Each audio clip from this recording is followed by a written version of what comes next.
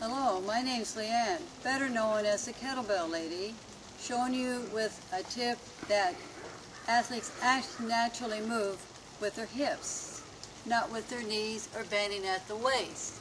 To successfully hinge at the hips, put your hands in the top of your quads, bend forward, squeeze your glutes and your hamstrings and come up.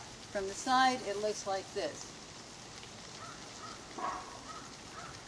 Remember to always hinge at your hips, protect your back, and it's a great way to begin every move and for rehab.